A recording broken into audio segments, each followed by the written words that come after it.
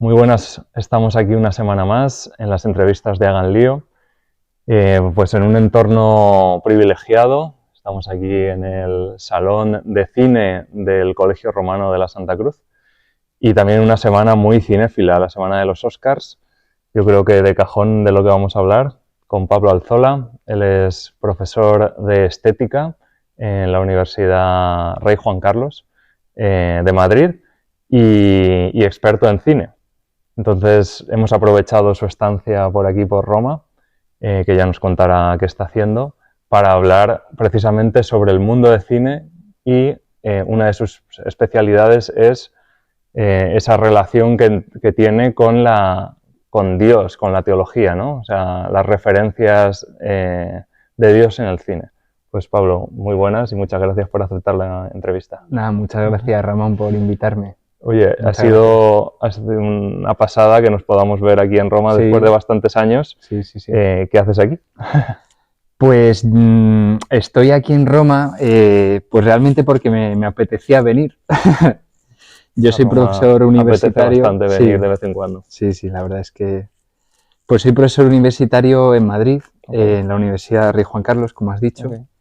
Y últimamente, los últimos años, tengo un reparto de clases un poco curioso y es que tengo todas las clases puestas en el primer semestre. Y entonces este año he sido un poco astuto y como no tenía clases este segundo semestre, pues he dicho, me vengo a Roma. A Roma que nos vamos. Eso es. Y estoy aquí haciendo una estancia de investigación en la Universidad de la Santa Cruz. Y nada, escribiendo un pequeño librito que surge de las clases que doy de estética en el primer año del grado en filosofía. Y bueno, también descansando y disfrutando de Roma. Entonces, pequeño librito, pero no es tu primer libro, ¿no? No. O sea, ya has escrito aprovechando tu tesis doctoral, que va sobre la imagen del hogar en Terrence Malick. Escribiste un libro que se publicó en EUNSA, que dejaremos en la descripción pues, los enlaces para que la gente pueda ver. Y creo que el libro que más cabeza y corazón le has dedicado es El silencio de Dios en el cine, que curiosamente, ¡tachán!, aquí tenemos un ejemplar. ¡Qué casualidad! ¡Qué casualidad!, ¿verdad? Me ha aparecido de aquí de repente por arte de magia. Sí. Que creo que puede ser el hilo conductor de nuestra entrevista porque es una joya, ¿no? O sea, aquí vuelcas pues, todos estos años de experiencia, de estudio, pero también de aficionado, ¿no?, de las salas de cine.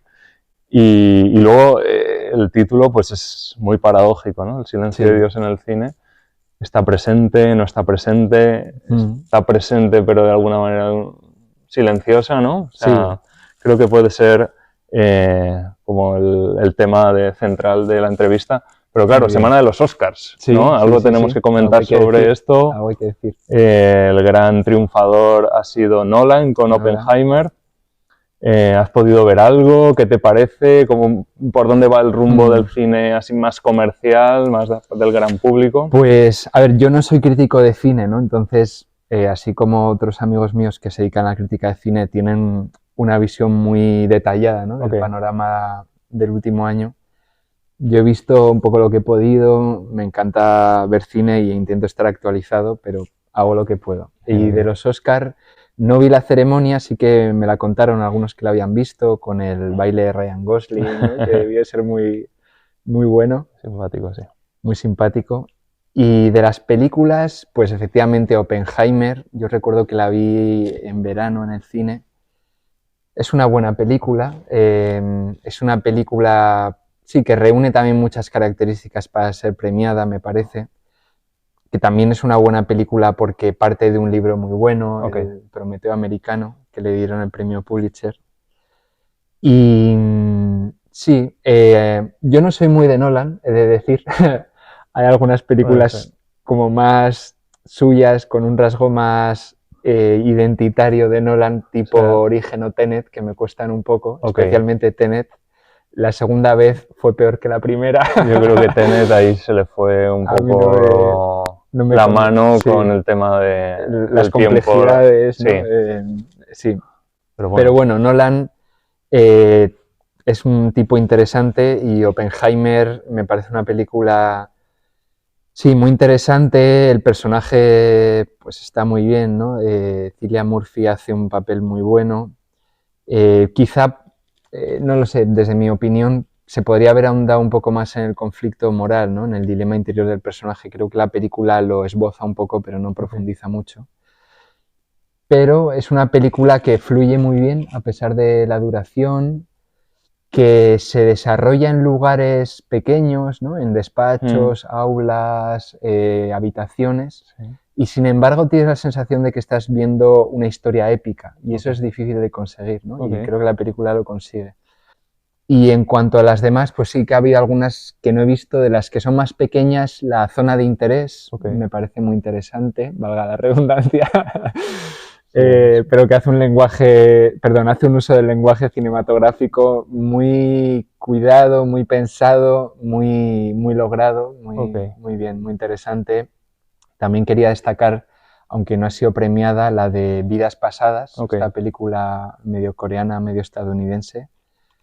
Bueno, puedo contar un poco. Me parece interesante Zona de Interés, por ejemplo, porque hablando del tema del libro, creo que tiene relación en cuanto a la estética que se sigue en las películas que hablan o esbozan el tema de Dios, con una pues premiada como Zona de Interés, que es una de las grandes triunfadoras este año, y que me parece que también el tema es muy profundo, ¿no?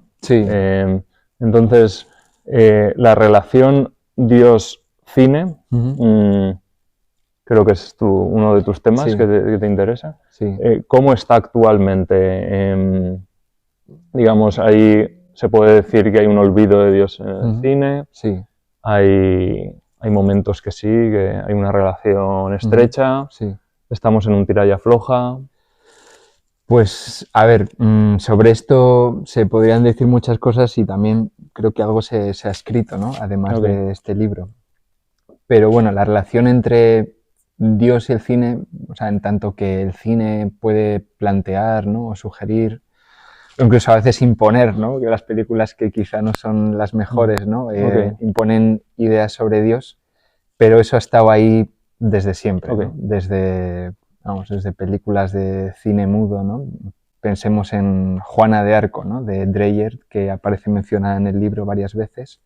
Pues claramente es una película sobre la presencia de Dios en la vida de una persona tan singular como Juana de Arco, ¿no? Y el dilema interior que tiene ella, ¿no? Juana de Arco. Pero es cierto que en los últimos años, y el libro El silencio de Dios en el cine quiere ir por ahí, en los últimos, no sé, se podrían decir 15, 20 años, está surgiendo de modo aquí y allá, ¿no? No de un modo abundante, ¿no? Pero sí se puede identificar películas. Está surgiendo un tipo de cine que no es cine religioso, podríamos decir, pero sí que es un cine que está abierto a Dios, pero entendiendo a Dios como, sobre todo, como un misterio. En el libro, cuento una cosa sobre el libro, en uno de los últimos borradores del libro, yo cuando quería referirme a este tipo de cine utilizaba la expresión cine religioso. Y en una de las últimas correcciones, una de las que llevan la editorial, a todo esto menciono la editorial, que yo creo que vale la pena mencionarla, Ediciones Cristiandad, que en el fondo fueron los que me dieron la oportunidad de escribir este libro, Clara y Joaquín, que son el matrimonio que lleva esta editorial. Pues en una de las últimas correcciones, Clara me dijo: creo que la expresión cine religioso, que aparece varias veces en el libro, no es la más acertada. Porque no expresa bien, no hace justicia al tipo de cine que tú estás estudiando. Y es verdad, ¿no? El cine religioso pues quizás es un cine a veces más confesional, o que aborda el tema de Dios de un modo directo, o que directamente narra un episodio de la Biblia a veces, ¿no? Algo así. Se entiende así, sí. Sí. Y yo no me estaba refiriendo a ese tipo de cine. Entonces cambié la expresión allá en todos los lugares donde aparecía por otra, que es el cine abierto al misterio de Dios. Es una expresión un poco más alambicada, pero creo que también más se ajusta mejor. Teológica. Más teológica. En el sentido que misterio, sí. Aunque se puede reducir hoy en día a la categoría cine de misterio, pues no. Cine de intriga, donde se resolverá al final todo algo oscuro, una historia que no sabes qué va a pasar, ¿no? Y te quedas... Pero es una categoría que aparece en la Biblia que quiere decir una presencia muy relevante de Dios, valga la redundancia, en una presencia misteriosa, no evidente, pero que obra de alguna manera, ¿no? Entonces, un cine abierto al misterio quiere decir que Dios está, pero pues obrando como Dios, que se nos escapa a las categorías humanas. Eso es, o sea, yo quería reflejar esto, ¿no? Un cine abierto al misterio de Dios. Yo no soy, ¿cómo se podría decir? Como filólogo, ¿no? Pero sí que he leído alguna vez que la palabra misterio, ¿no? Que viene de griego, de mysterion, quiere decir lo secreto, oculto, ¿no? Y yo quería hablar de Dios un poco en esa línea. Porque estas películas abiertas a Dios como misterio, ¿no? Entendiendo misterio de esta manera, lo abordan así, ¿no? Dios como algo que está oculto, no que no esté, ¿no? Ahora puedo hacer una referencia al título del libro, no que no esté, sino que está presente de un modo misterioso, velado, sutil muchas veces. Por ejemplo, una de las películas con las que arranco en el libro, en la introducción, es El Gran Silencio, un documental de Philipp Groening, que es un director alemán que trata sobre los monjes de la Gran Cartuja. Sí.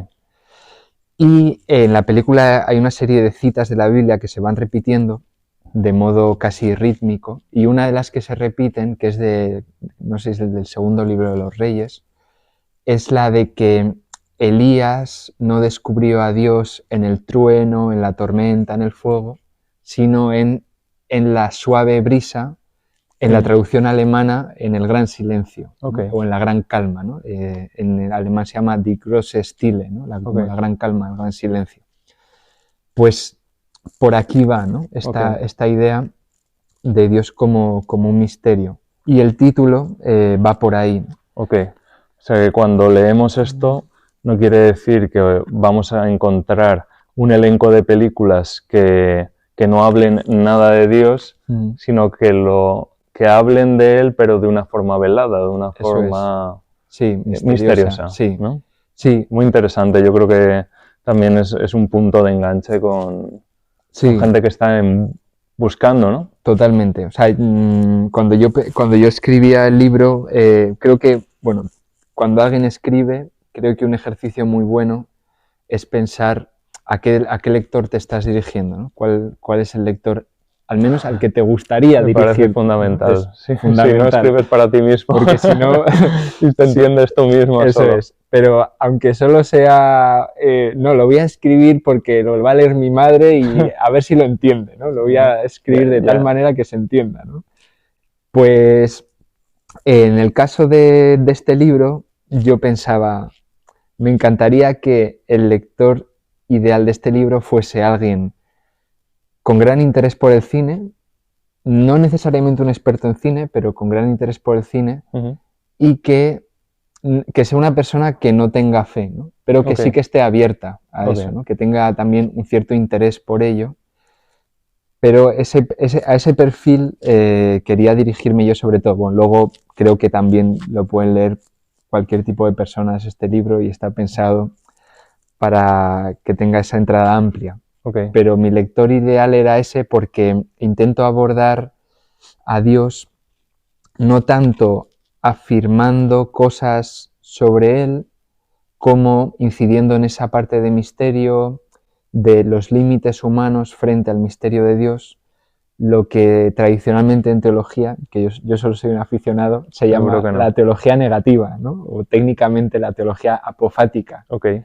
Que es eso, ¿no? Pues hablar de Dios negando lo que Dios no es para que uno intuya que al otro lado de la barrera, del límite, ahí sí está. Correcto. Entonces, creo que también el interlocutor al que decides dirigir el libro tiene mucho que ver con el espectador al que se dirigen las películas que tratas, ¿no? Eso es. Incluso los que han hecho esas películas. Efectivamente, los mismos directores. Los mismos directores. O sea, me parece interesante. ¿Y tienen unos rasgos comunes este tipo de películas que puedas identificar? Pues esta película forma parte de este elenco que plantean el tema de Dios como misterio o que te introducen a un silencio de Dios, entendido silencio, como lo que has dicho, un gran silencio, una presencia misteriosa. Sí, yo creo que sí que hay unos rasgos familiares que se puede identificar en estas películas, sobre todo en estas películas que digo han ido surgiendo en los últimos 15, 20 años más o menos, que es a lo que va el libro.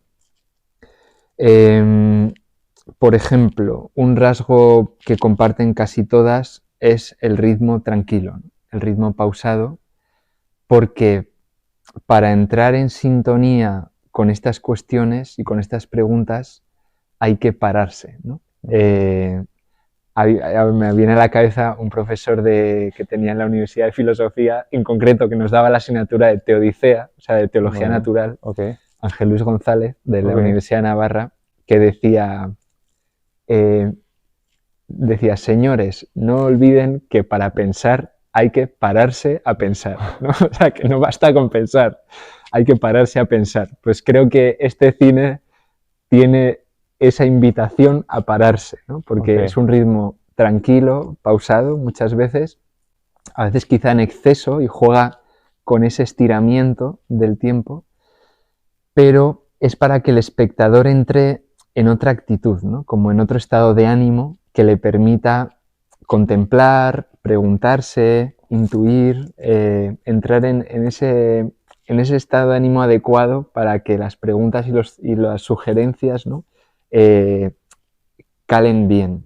Ese es un rasgo. Y luego, pues habría muchos otros, ¿no? Como el uso de la cámara, ¿no? A veces esas películas se caracterizan por una cámara estática, no siempre, pero muchas veces dentro de la misma película encontramos un juego entre escenas donde hay una cámara estática y escenas donde la cámara se mueve, y ahí la película nos está queriendo decir algo.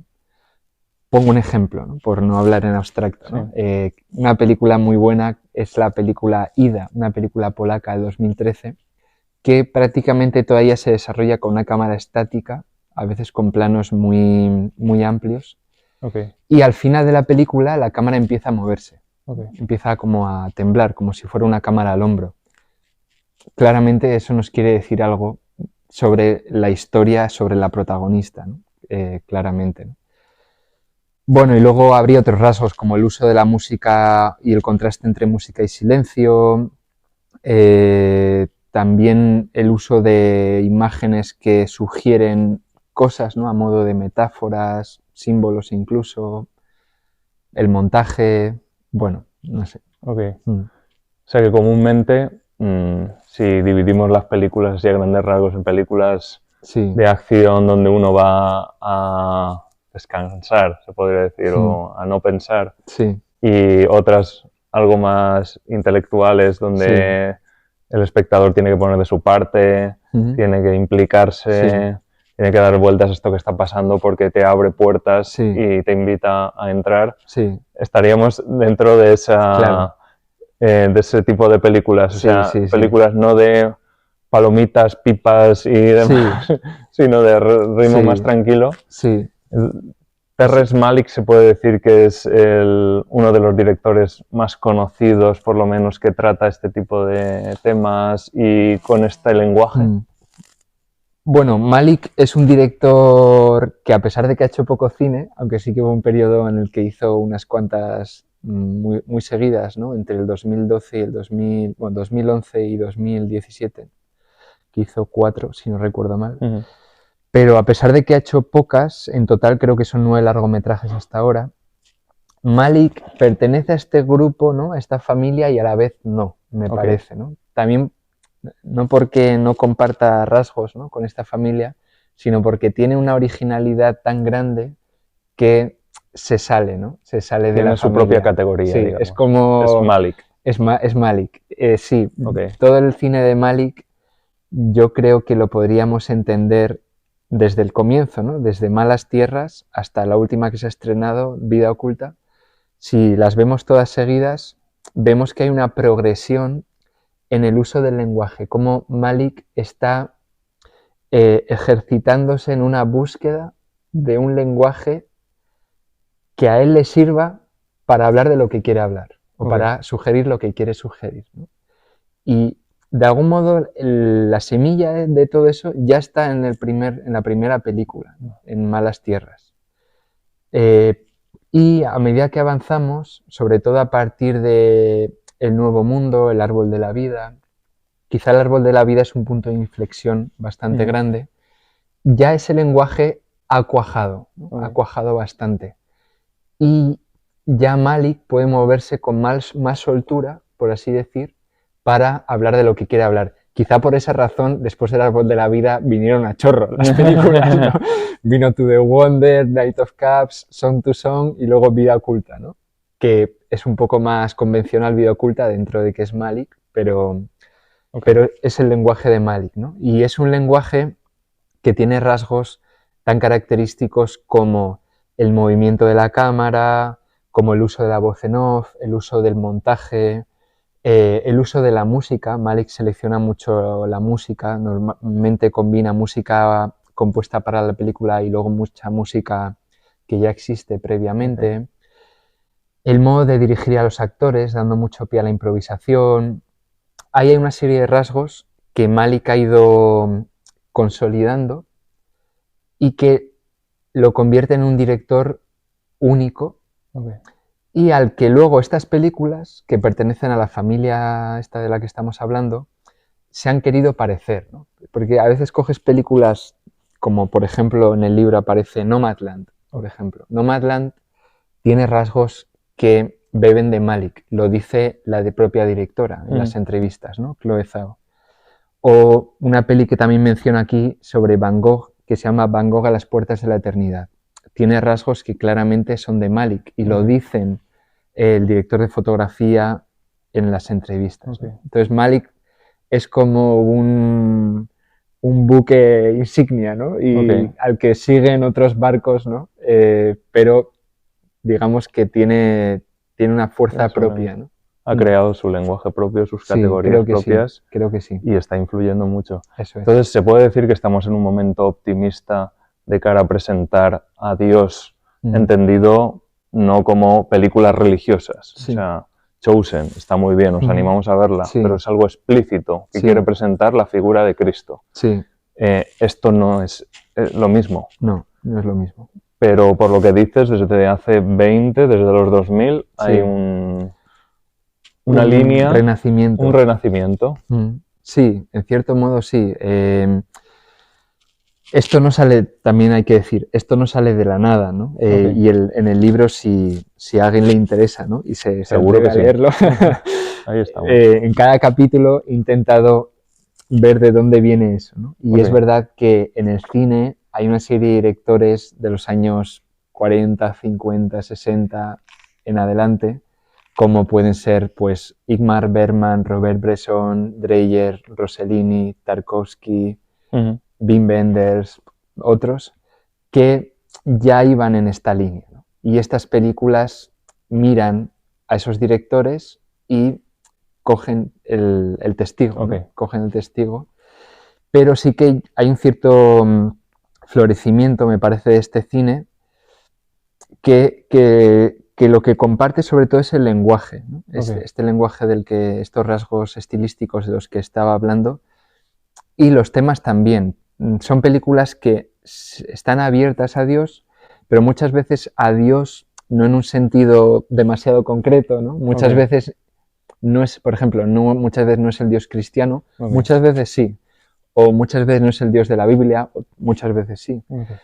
Pero otras veces es una idea más ambigua y abierta de lo trascendente, ¿no? Como en Nomadland. En Nomadland hay una apertura a lo trascendente, evidente, me parece, a través de la belleza, a través de la naturaleza, pero que no se encuadra en estos términos, ¿no? Van por ahí. O sea que también vemos, creo que en el cine, en el gran cine comercial, se podría decir así, el de los Oscars, que los temas son profundamente humanos, morales. O sea, el happy ending, pues de, yo qué sé, de Salvar al Soldado Ryan, ¿no? De Gladiator, o sea, cosas así, ¿no? O sea, de final redondo, está yendo a menos, ¿no? No sé. Y la apertura a... O sea, dejarte eso a las puertas de la reflexión, me parece que va más en ese aspecto, ¿no? Sí. Entonces, ahí creo que es un encaje con el tema de Dios, porque también lo tratas aquí en los temas del libro, ¿no? Sí. O sea, la conciencia, la muerte o la duda. Sí. Otro tema potente en este tipo de películas es, como decías, la ambigüedad, ¿no? La ambigüedad, sí. Sí, el papel del espectador, ¿no? Creo que son películas que están pidiéndole algo al espectador. Podríamos decir muchas cosas, ¿no? Pero por lo que has dicho, destaco dos, ¿no? Por un lado la reflexión y luego lo de la ambigüedad, ¿no? En primer lugar, la reflexión. Normalmente estas películas piden lo que se podría llamar un cuarto acto, ¿no?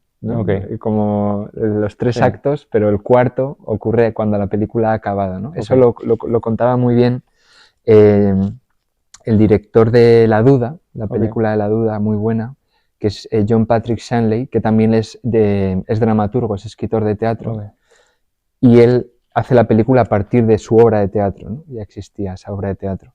Y él dice que le gustaría que la película tuviera un cuarto acto, y es que al acabar la película los espectadores se reunieran a conversar sobre ella y a reflexionar sobre ella. Interesante. Entonces, estas películas van en esa línea, ¿no? En la línea de que luego hay que reflexionarlas, ¿no? Me ocurrió hace poco con La Zona de Interés, ¿no? La fui a ver con Enrique Fuster, un profesor de aquí de la Universidad de la Santa Cruz, y después estuvimos dando un paseo, cenando, tomando un helado, todo dándole vueltas a la película, porque te pide una reflexión, ¿no? La película. Y luego sobre la ambigüedad. Aquí hay una cita que me parece que es como la cita del libro, y está más o menos a la mitad del libro, casualmente. Fíjate. No estaba pensado. No estaba pensado. Bueno, realmente no, pero está casi a la mitad del libro. O bueno, en la mitad. Entonces, hay un escritor de los años 50, 60, un sacerdote francés que se llamaba Amédée Effre, que junto con otros críticos de cine pues tenían un grupo que escribían sobre cine. Otro del grupo era André Bazin, que es muy conocido. Y él tiene un libro que se tradujo en España como Dios en el cine. Y en ese libro dice lo siguiente. Voy a leer la cita porque me parece muy buena. Dice, allí donde todo es naturalmente explicable, todavía queda sitio para una realidad trascendente. Y añade, la ambigüedad es el modo humano de la existencia del misterio, aquello que salvaguarda la libertad. Esto último me parece muy interesante. La ambigüedad es el modo humano, importante subrayar esto, humano, de la existencia del misterio. Él lo dice refiriéndose a películas, ¿no? Las películas son humanas, no son sacramentos, no son ni siquiera libros de teología, libros de catequesis, ¿no? Y por eso, sobre todo las películas que abordan estas cuestiones, me parece que necesitan esta ambigüedad. ¿Por qué? Porque como dice este autor, la ambigüedad salvaguarda la libertad del espectador. Una película como las que intento mencionar aquí en el libro, normalmente tiene un final abierto, normalmente no sientan cátedra sobre ningún tema, simplemente plantean preguntas, sugieren reflexiones y sobre todo lo hacen no de un modo conceptual, no mediante diálogos, conversaciones, palabras, ¿no? Poniendo un texto, ¿no? En la pantalla, sino mediante un uso muy afinado, muy logrado del lenguaje cinematográfico. Por eso son buenas películas normalmente. Y haciendo uso de ese lenguaje, sugieren, plantean, pero siempre dejando en libertad al espectador, para que sea el espectador el que se enfrente con esos temas y libremente haga lo que quiera, ¿no? Y vaya por donde quiera, ¿no? Me parece que las películas de este tipo, sobre todo las que quieren abordar cuestiones en torno a Dios, deberían ser así, ¿no? No podrían superar esa línea, ¿no? La línea de plantear, de sugerir, de preguntar. Ir más allá creo que sería deshonesto. Ok. Pablo, estaríamos aquí muchísimo tiempo porque muy sugerente, nunca mejor dicho, ¿no? O sea, es un planteamiento que creo que abre horizontes de cara a ver el cine de una forma distinta y de explorar este tipo de películas que a lo mejor no llegan a todo el mundo, pero bueno, hoy en día podemos tener acceso. Sí. Y sobre todo no quitar prejuicios a la hora de, bueno, esta película es lenta, esta película es de pensar, entonces no es lo primero que me sale para ponérmela un viernes como hoy por la tarde, ¿no? Para terminar, ¿cómo ver cine y qué ver ahora mismo? Vale. Bueno, en primer lugar, sobre cómo ver cine, y quizá de modo especial si uno quiere adentrarse en este cine un poco más lento, ¿no? De hecho, creo que existe el concepto de slow cinema, ¿no? En inglés, cine que es de este tipo, ¿no? También hay otro autor que lo llama el estilo trascendental. Paul Schrader tiene un libro que aquí aparece mucho. ¿Cómo ver cine y sobre todo este tipo de cine?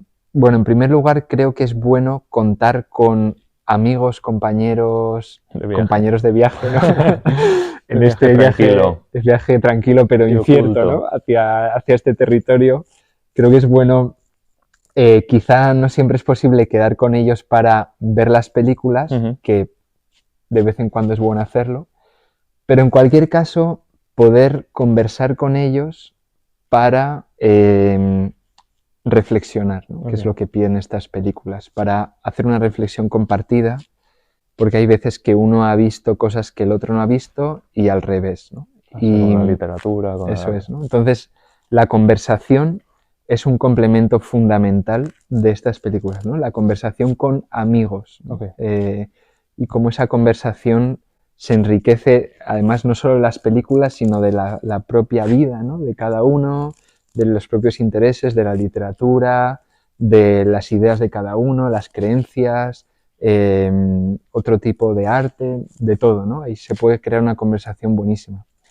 Y sobre qué cine ver, bueno, yo creo que es bueno no tampoco cerrar el foco sobre este tipo de cine, porque creo que si uno se pega un empacho de estas películas puede acabar muy mal. Puede acabar destrozado, ¿no? Con un esguince mental. Entonces, creo que es bueno equilibrar, ¿no? Este tipo de cine más exigente con películas buenas, como puede ser Oppenheimer o Barbie, ¿no? La Sociedad de la Nieve, ¿no? Hablando de películas recientes. Combinar y luego, no solo esto, creo que hay otra pieza, ¿no? Que entra dentro de la ecuación muy importante, son los clásicos. Me parece que es muy importante que alguien que quiera ver cine, que como en su dieta, ¿no? Por así decir, estén los clásicos de modo habitual. Porque los clásicos, con clásicos me refiero a películas de los años 40, 50, 60, muchas de ellas de Hollywood, del cine Hollywood, pero también cine francés o cine italiano, por ejemplo, ¿no? Okay. Es verdad, a mí el cine oriental me cuesta un poco más, no estoy tan familiarizado, ¿no? Poco a poco voy intentando. Pero los clásicos, pues por ejemplo, Hitchcock, ¿no? Okay. Pues es que por algo es un clásico, ¿no? Okay. O Billy Wilder, a mí me río muchísimo con Billy Wilder, me encanta. Okay. O las comedias de los años 30, ¿no? Con Cary Grant, con Katharine Hepburn, con James Stewart. Historias de Filadelfia, por ejemplo, pues son películas que son para aplaudir, ¿no? Muy buenas.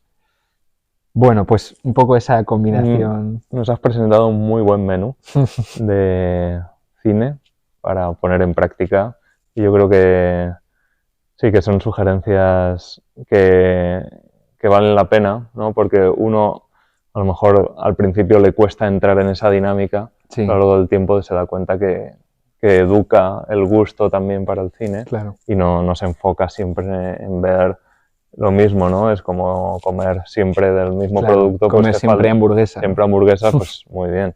Pero llegará un momento que la aburres y que te faltan elementos del resto de alimentos. Eso es.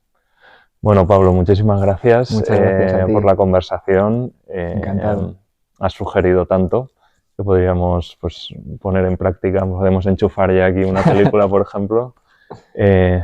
Y pondremos en el vídeo, en la descripción, pues más datos sobre los libros, evidentemente, y sobre alguna otra entrevista que has dado, y vídeos que has hecho en otros ambientes, para que la gente, bueno, pues, que tenga más interés, te conozca más. Muchas gracias. Y ánimo con ese manual de estética y el futuro del cine te espera.